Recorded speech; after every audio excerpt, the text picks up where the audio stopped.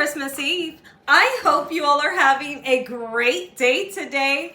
I hope you're having special times with your family and friends. And if you're not, hopefully I can brighten up your day with this here recipe. Today I'm making a big old pot of greens, a delicious pot of greens. We're going to do collards and mustards and mix the two together. Here's what you're going to need. Of course, you're going to need your greens. And I have 6 bags. So I have the pre-shredded, you know, that they say they're already clean. Don't believe the hype.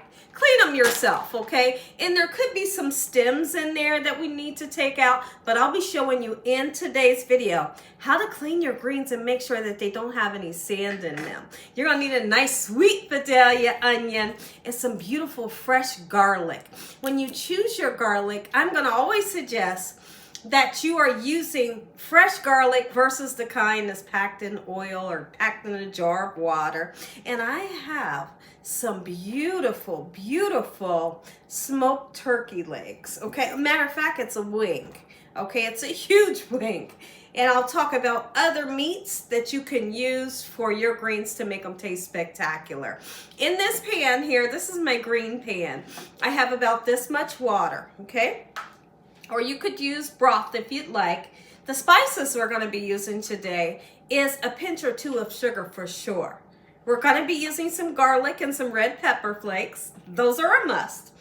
Chicken bouillon powder, salt if you'd like, black pepper, onion and garlic powder, and paprika. I do have some accent seasoning. You can decide to use it. If you don't like it, you can completely leave it out. Make sure your hands are clean. Let's make a big old pot of greens that taste good. We're here over at the sink and I have the water going. We're gonna fill our sink up. We're gonna put some salt. Look at that salt. The salt will not make these greens salty, okay? And we're gonna use that salt as an abrasive to kind of rub the greens together, get them nice and clean. In the meantime, you'll find like stems like this that we want to get rid of.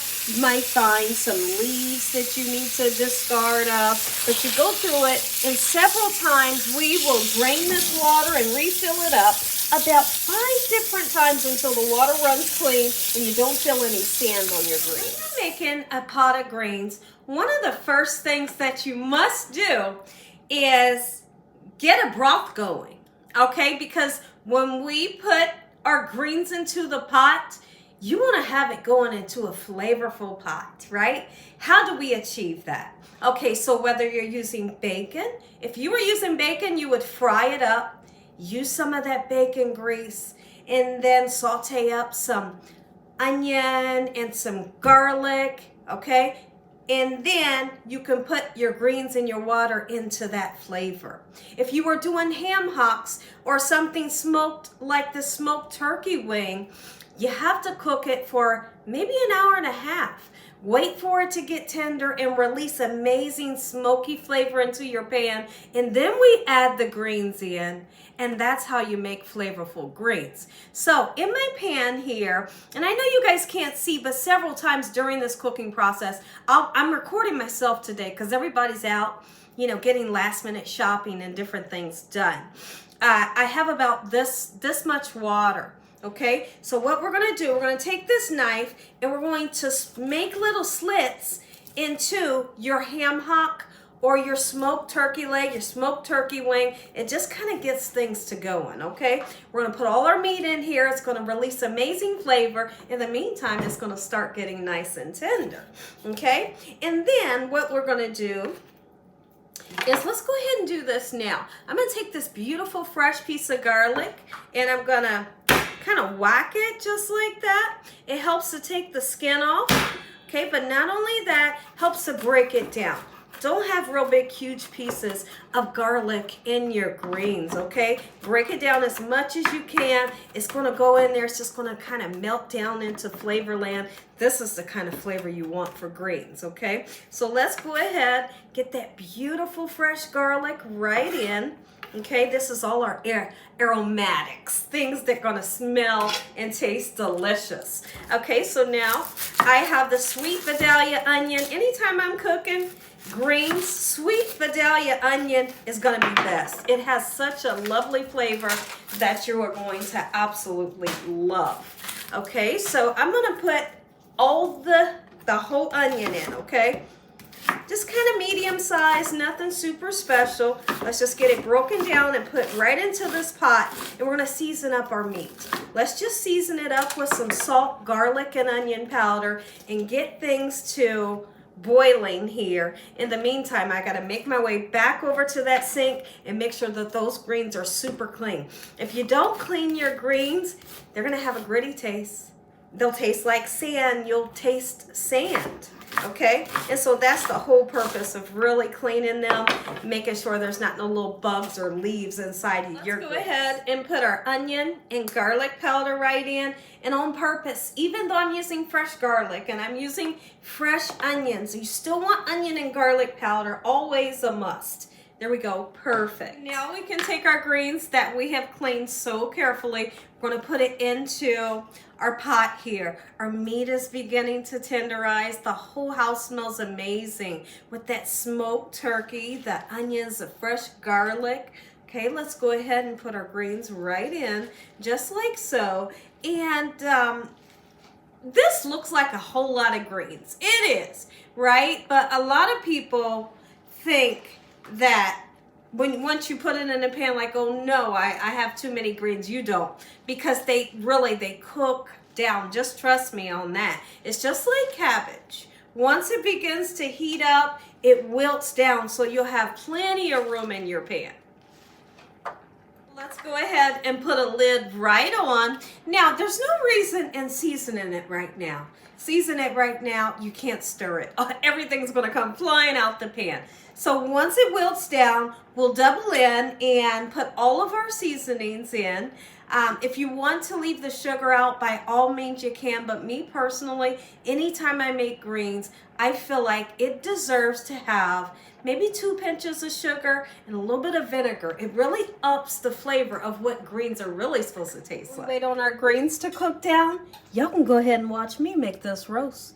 I'm making a pot roast, Gina Young style. So I have a beautiful chuck roast I have washed off using apple cider vinegar and cold water and a little bit of salt, okay? So now first thing I'm gonna do, I'm gonna go right in with some seasoning, and I'm not gonna be afraid to season this thing. We want the flavor to shine through, right? That's a nice amount of garlic powder on purpose, right? We're gonna season both sides up.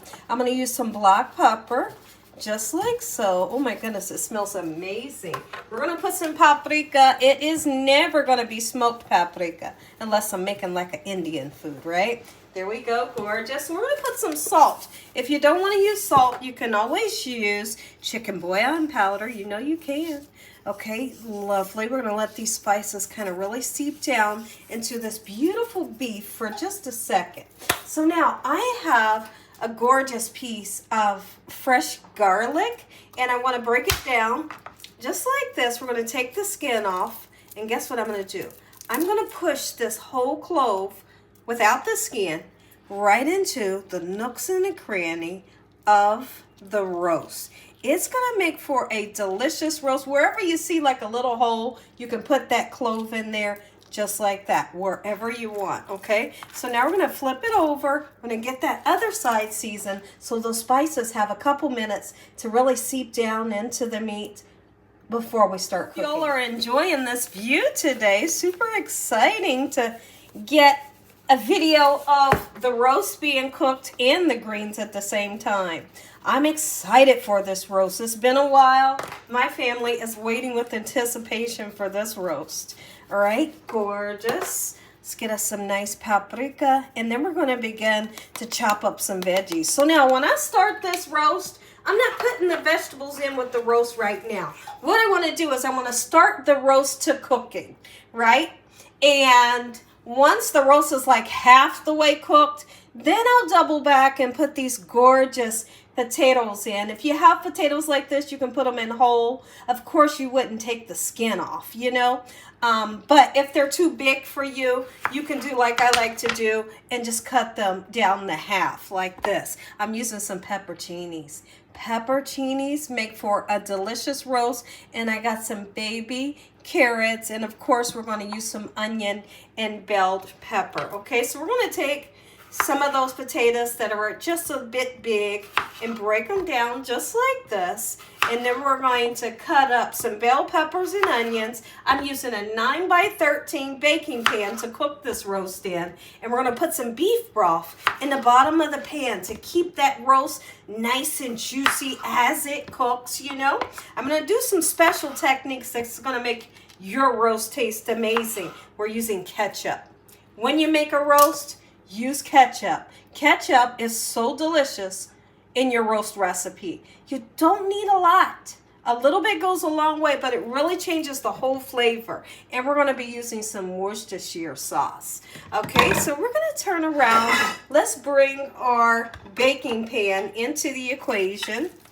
All right, and we're going to get our lovely piece of meat right there. Remember, we have that piece of garlic stuck in there. I'm going to clean my board up. I'll be right back. The purpose of putting the potatoes and carrots in a little later during the cooking process is because, as we know, those potatoes, they only take a half an hour to cook, 20 minutes to get nice and tender, right? So if you put them in now, and this roast takes several hours, your potatoes would have been mush by then, right? So that's why I like to wait till the last minute to put those in, because they only take that little bit of time to cook. But now, the bell peppers and the onions, you can pretty much put them in now. They're going to melt down into Flavorland and really give this beautiful roast some great flavor. If you want to put half of the bell peppers in and half of the onions in now, and then later double back and put the other half in, you can do that. A lot of times I'll do that, okay?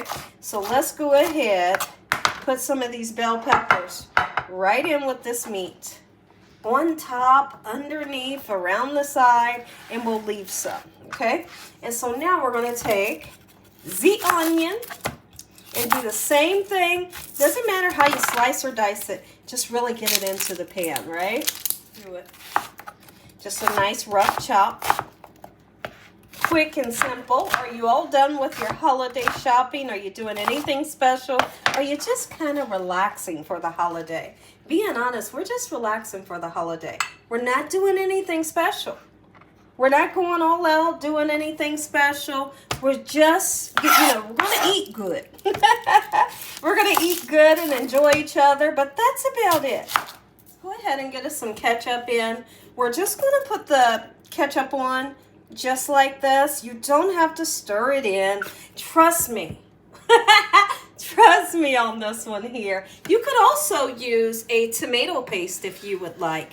This melts down and it kind of melts into the sauce as it cooks, okay? And so for the Worcestershire, just do a number like that. That's the perfect amount. Now we're going to put our liquid in. Our liquid, your liquid can be water if you want it to. Don't put the broth or your water on top of your meat. You'll just rinse off all those lovely spices you work so hard for. Guess what we're getting ready to do? Go ahead and put it right into the oven, 350 degrees. Halfway through the cooking process, we're coming in with these extra bell peppers and onions, carrots, potatoes, and pepperoncinis. Our greens have cooked down by a whole lot, right? And so now we're going to season, okay? Now, when you're making greens several times during the cooking process, you've got to season it. You're going to be tasting it and season it and tasting it and season it so you finally get that perfect amount that you're looking for, that great flavor that you're looking for, okay? So that was the garlic. I'm going to use all of this onion powder because it's just really a little bit, okay? I'm going to have to get some more tomorrow. Okay, I'm going to put some black pepper in, a nice amount. Not too much, but you know. Right, red pepper flakes, not enough to knock anybody's socks off. Just enough you can taste in the back of the palate, you know. All right, and we're going to use some vinegar, about 2 to 3 capfuls, any kind of vinegar really. Okay, I just have some white distilled vinegar, and I may put more in. We'll just kind of see. There are some people that don't put vinegar in theirs, but I like vinegar in mine. I sure do. All right, I do want to go in with some chicken bouillon for my salt. If you don't want to use the chicken bouillon, you can just use regular salt. You can, okay? It looks like a lot of seasoning. Well, really it is, because this is a big old pot, right? And you don't want to under-season, okay? I'm going in with accent. If you don't want to use it, that's fine. You don't have to, okay? But I'm using it. And the sugar, okay? A lot of people frown up on the sugar, but I think the sugar gives a umami taste. Make them say umami every time, and they will, because it's super delicious. Okay, so now I'm to the point to where I can move the greens around, I can push the spices down in, and I can feel that the meat is getting nice and tender. So you just really let it keep cooking. And you can cook this on low. You can really cook this in a crock pot if you wanted to, right? Just let it simmer and do its thing. The whole house smells absolutely amazing. Look at these greens. How gorgeous are they? The whole house smells amazing. And at the bottom, we got these beautiful turkey wings. So now, once they get tender enough, I'm going to come back. We're going to take the meat off of the wing and get rid of the skin, and then throw all that luscious meat right back into the pan. Yo, look at this, y'all. When I tell you the meat is tender, fall apart, juicy, that's what you're looking for. Fall apart like seriously? Right? So now here's what you're going to do. You got to discard of the bones and the skin, and this luscious meat is what's going right back into our pan. So I'm going to shred that meat up just by using 2 forks and doing a number like this. We're going to put it all right back into that pan. Look at this. I got to taste it. Y'all want to taste this? Come on in. It's so tender. It's so tender, juicy, flavorful. Let's get ready to chop this down a little bit, put it right in back into the greens. I can't wait till you can see the greens. Those greens, are you kidding me? Perfect amount of pot liquor in there. That's what you call that. That juice is pot liquor. You could drink it right off of a flip-flop. You hear me? Let's get this a nice stir. We're going to take our roast out. Vegetables go in. And when the veggies are done, your roast is done. Look at this. Oh, yes. Hey, look at this roast. Are you kidding me? This roast smells amazing. And look at all this juice right here. Ooh, that's exactly what I'm looking for. And so now's the perfect time. Let's go ahead and put our veggies right on in, as much or as least as you want, right? Okay, I got some whole potatoes, some cut up potatoes. All right, just nestle them all down. My husband loves the vegetables when you mix, when you put the vegetables in with the roast, because that's what he grew up on. And a lot of people grew up, having roast this way. I want to know, what time did you grow up? Did you all grow up having roast with the vegetables around it like this, or did you have it a different way? So now I'm going to put those 3 pepperoncinis. It's not, look at that juice dripping. It's not going to make it hot, but it gives an amazing taste. Try it next time you make a roast. I'm going to get this back into the oven. And next time I come back, we're going to try this and the greens. Y'all, Merry Christmas. I really want to wish you all a Merry Christmas and a safe holiday and a Happy New Year. I wish YouTube I wish we could play music on YouTube. I wish we could play music. I literally, before this camera came on, I was getting down. You know how they say cut the floor, cut the rug? I was getting down. But then I had to stop. We had to turn the music off. But maybe one day they'll let us play music.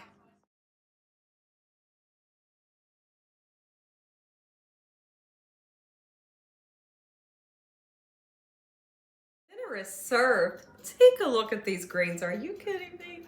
They turned out so delicious. Come right on into this pan. Look it. We're going to give it a nice stir around. Oh my goodness. Meat galore. Seasoned to perfection.